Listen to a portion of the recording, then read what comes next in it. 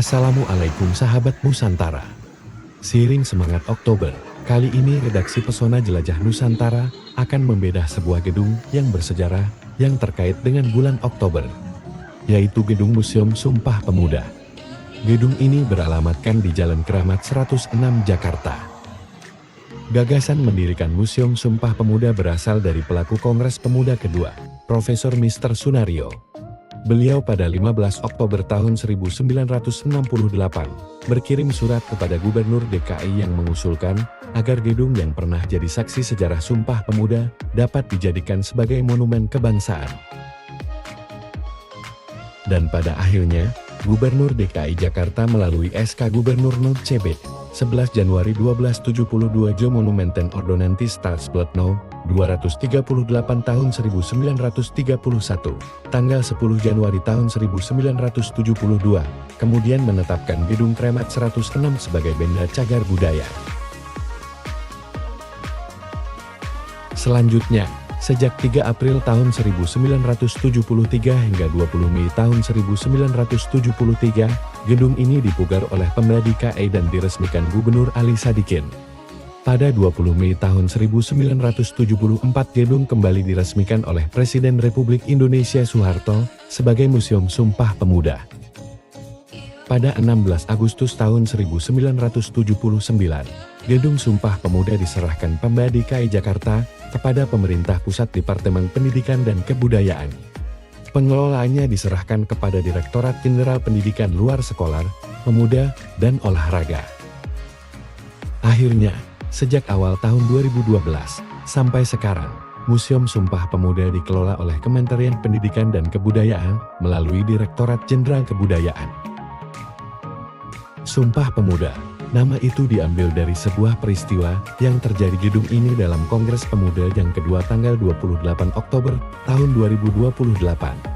Kongres Pemuda dihadiri oleh organisasi-organisasi pergerakan dan pemuda saat itu. Pada rapat ini, organisasi yang hadir seperti Jong Java, Jong Sumatera atau Pemuda Sumatera, Pemuda Indonesia, Sekar Rukun, Jong Islamiten, Jong Batakspon, Jong Celebes, Pemuda Kaum Betawi dan Perhimpunan Pelajar-Pelajar Indonesia mensepakati keputusan rapat sebagai berikut.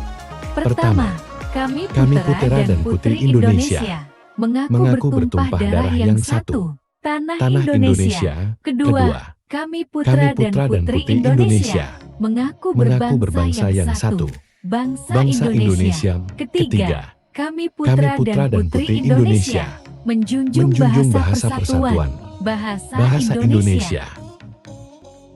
Keputusan ini dikenal sebagai Sumpah Pemuda yang melekat pada keputusan Kongres ini. Sudah sewajarnya lah pemuda-pemudi Indonesia senantiasa mencintai tanah air Indonesia, menjaga dan merawat persatuan kita sebagai sebuah bangsa, serta menjunjung penggunaan bahasa Indonesia dalam kehidupan.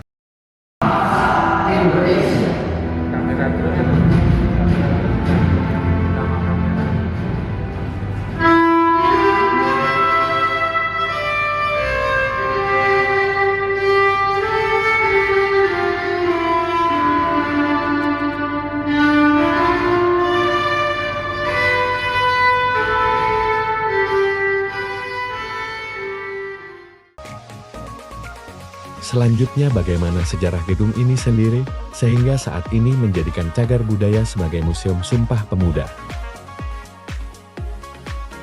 Berawal dari rumah tinggal milik si Kong Lian yang didirikan pada awal abad 20.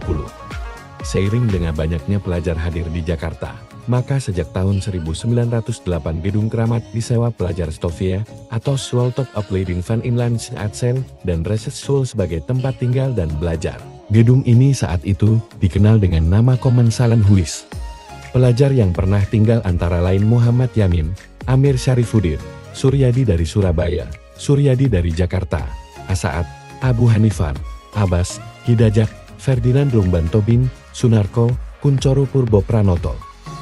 Juga tercatat nama-nama Muhammad Amir, Rusmali, Muhammad Tamsil, Sumanang, Sambujo Arif, Moko Ginta, Hasan, dan Kaca Sungkana. Masuk tahun 1927, Gedung Keramat 106 ini digunakan oleh berbagai organisasi pergerakan sebagai markas perjuangan. Beberapa tokoh terkenal seperti Muhammad Yamin, Soekarno dan tokoh-tokoh Allgemeine Studi Klub Bandung sering hadir di sini. Selanjutnya sering diselenggarakan rapat-rapat di gedung ini. Maka sejak itu gedung ini, yang semula dikenal sebagai Langan Siswa diberi nama Indonesische Clubhuis atau Clubgebouw atau Gedung Pertemuan. Dan akhirnya pada tanggal 27 sampai dengan 28 Oktober tahun 1028, di sini diselenggarakan Kongres Pemuda yang kedua. Di mana akhirnya kongres ini menghasilkan keputusan Sumpah Pemuda. Sejak tahun 1934, gedung ini habis masa sewa dan tidak diperpanjang oleh para pelajar.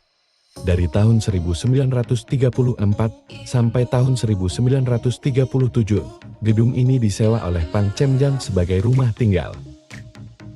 Tahun 1937 sampai tahun 1951 gedung ini beralih sewa pada Loh Jingchu yang memanfaatkan sebagai toko bunga yang tutup tahun 1948. Tidak berhenti di sini ternyata riwayat gedung ini. Gedung ini pernah dijadikan sebagai Hotel Hersia sejak tahun 1948 sampai tahun 1951. Selanjutnya pada tahun 1951 sampai tahun 1970, Gedung Keramat 106 disewa Inspektorat Bea dan Cukai untuk perkantoran dan penampungan karyawannya. Berkat surat Profesor Mr. Sunario kepada Gubernur DKI saat itu, maka pada tanggal 3 April tahun 1973, Gedung Keramat 106 dipugar Pemda DKI Jakarta. Pemugaran baru selesai 20 Mei tahun 1973. Kemudian Gedung Keramat 106 dijadikan museum dengan nama Gedung Sumpah Pemuda. Visi dari terbentuknya Museum Sumpah Pemuda ini adalah terwujudnya Museum Sumpah Pemuda sebagai sarana pelestarian dan komunikasi dalam mendukung pembentukan karakter dan jati diri bangsa. Pemerintah sudah menggariskan bahwa makna museum ke depan harus diartikan sebagai pengawal warisan budaya. Apabila museum itu melestarikan warisan budaya dan menampilkannya kepada masyarakat, maka misi akan tercapai.